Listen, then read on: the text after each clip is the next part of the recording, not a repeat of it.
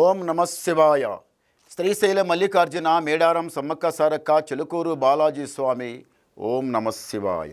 గోపురం టీవీ చూసే వాళ్ళ ప్రేక్షకులందరికీ నమస్కారం. నా పేరు రామ్ శాస్త్రి. చిలక జోషం అంటండి ఆ కాలంలో ఉంది, ఈ కాలంలో ఉంది, ఇక ముందు గుడిక నడుస్తుంది. చిలక జోషం అంటే నిజముందండి, నమ్మండి, వినండి. జూన్ నెల 1వ తారీఖు నుంచి 7వ తారీఖు వరకు 12 రాశుల మీద ఈ రాశి మీద గురుబలం ఎంత ఉంది, ఈ రాశి మీద శనిబలం ఎంత ఉంది, మంచి ఎంత, చెడు ఎంత, లాభం ఎంత, లుక్సాన్ ఎంత, కష్టం నష్టం సుఖం దుఃఖం లాభం లుక్సాన్ చెప్తా వినండి. తీ చిలకమ్మ తులారాశి వాళ్ళ జ్యోతిషం, తులారాశి వాళ్ళ భవిష్యవాణి, తులారాశి వాళ్ళ గణితవాణి, తులారాశి వాళ్ళ శాస్త్రవాణి. తీ చిలకమ్మ తే తులారాశి వాళ్ళ భవిష్యవాణి. తులారాశి వాళ్ళకి సాక్షంగా బాసరా సరస్వతి. బాసరా సరస్వతి అంటే చూడండి ఎక్కడ ఉందంటే నిజామాబాద్ బాసరా సరస్వతి గోదావరి నది తీరాన. కానీ 18 శక్తిపీఠాలు, 18 శక్తిపీఠం లోపల చివరి శక్తిపీఠం, లాస్ట్ శక్తిపీఠం బాసరా సరస్వతి. ఫస్ట్ శక్తిపీఠం శాంకరదేవి శ్రీలంక, సెకండ్ శక్తిపీఠం ఎక్కడ కంచి కామాక్షి, 3వ శక్తిపీఠం శుంకులాదేవి, 4వ శక్తిపీఠం చాముండేశ్వరి, జోగులంబ, బ్రహ్మరంబ, కొల్లాపురి మహాలక్ష్మి, ఏకవీరిక, ఉజ్జయిని మహాకాళి, గిరిజాదేవి, కామరూపిణి, మాదేవేశ్వరి, మంగళగౌరి, అన్ని 18 శక్తిపీఠాలు, 12 జ్యోతిర్లింగాలు. 12 జ్యోతిర్లింగం లోపల అమ్మవారితో కలిసి ఉన్న లింగాలు 3. ఏవేవి? ఒకటి శ్రీశైలం, ఒకటి కాశీ, ఒకటి ఉజ్జయిని. లాస్ట్ శక్తిపీఠం బాసర సరస్వతి. అర్థం ఏమిటిదంటే ఎవరైనా కానీ చదువుకునే వాళ్ళకి, పిల్లలకైనా కానీ, కొంచెం వయసులో ఉన్న వాళ్ళకైనా కానీ అక్కడికి వెళ్ళి అక్షరాభ్యాసం చేసుకొని రావాలి. ఎక్కడ? గోదావరి నది తీరాన బాసర సరస్వతి. అక్షరాభ్యాసం చేసుకుని వస్తే ఏమవుతుంది? చదువు చాలా బాగుంటుంది, ఆరోగ్యం చాలా చక్కగా ఉంటుంది, మైండ్ సాఫ్ ఉంటుంది, దిమాగ్ తేజ్ ఉంటుంది, చాలా బాగుంటుంది. చదువుల నంబర్ 1, చాలా పైకి వస్తారు, చాలా బాగుంటుంది. ఈ రాశి వాళ్ళకు మళ్ళీ ఒకటి ఏముందంటే మాత్రము సాక్షంగా ఈ రాశి వాళ్ళకు కొంచెం కోపం ఎక్కువ, రోషం ఎక్కువ.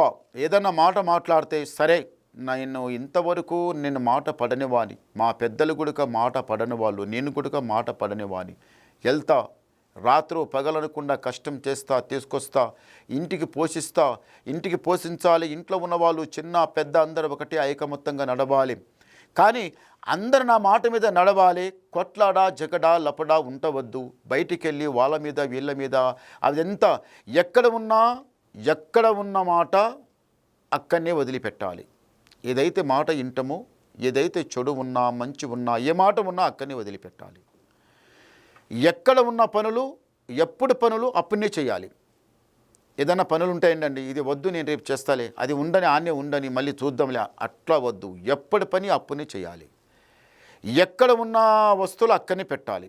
ఎక్కడ ఉన్న వస్తువులు అక్కడనే పెట్టాలి. ఎప్పటి పని అప్పునే చేయాలి. ఎక్కడ ఉన్న ఇన్న వస్తువులు మాటలు అక్కడ వదిలిపెడితే ఇంటికి ఏ ఆటంకు రాదు, ఏ తటంకు రాదు, ఏ చిక్కు రాదు, ఏ చికాకు రాదు, ఏమీ రాదు ఇంటికి.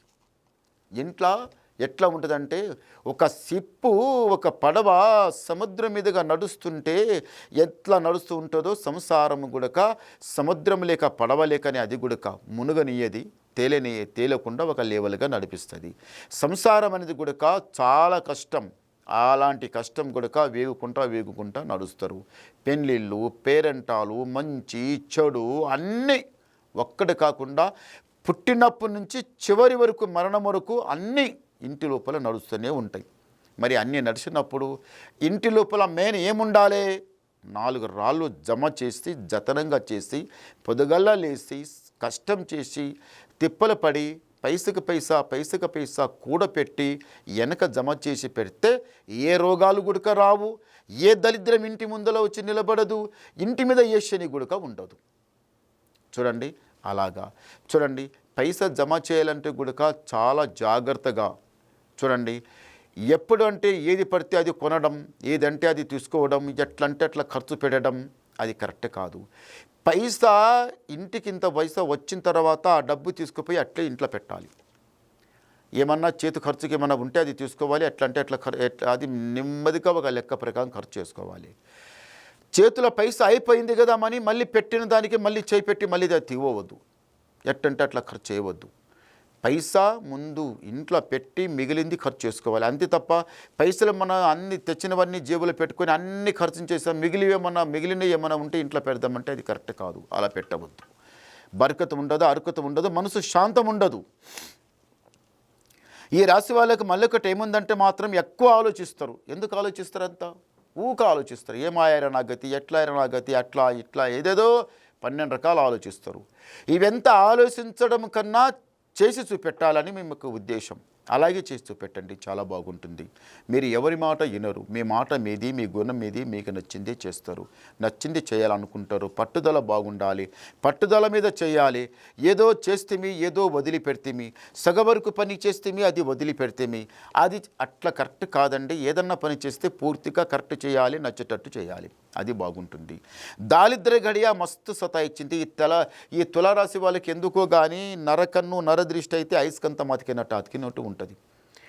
నోటి ముందల మంచిగా మాట్లాడడం, తర్వాత ఏడవడం, ఏదో ఒకటంటే ఏదో ఒకటి చెప్పడం, ఏదో ఒకటంటే ఏదో ఒకటి చెప్పడం, మనసు శాంతం ఉండకపోవడం, ఏమాయరా నా గతి, ఏమాయరా గతి అని ఆలోచించకపోవడం. కానీ ఎవరో వచ్చి నీ ఇంటికి 10 రూపాయలు సాయం చేయరు, నీకు హిమ్మతి ఇయ్యరు. నీ సొంత కష్టం నీకు, నీ సొంత దమాకి నీకు ఎక్కడపై మీది మీకే అవుతుంది. కానీ ఏరియాలో సపోర్ట్ మీకు ఏమీ కాదు, అది లాభం లేదు, అది కాని మాట. ఒకసారి గవ్వలేద్దాం. ఓం నమ శివాయ. చాలా మంచి గవ్వలు పడ్డాయి, బేస్ గవ్వలు పడ్డాయి. తులారాశి వాళ్ళకి ఆదాయం 5, యాయం 14, రాజపూజ ఫలం 6, అవమానం 3. చూశారా? గురుబలమేమో 5 ఉంది, శని బలమేమో 3 ఉంది. 3 శని ఉంటే అది ముడికట్టే ఉంటుంది. సాగనియది, అవతల కాలు జరగనియది శని.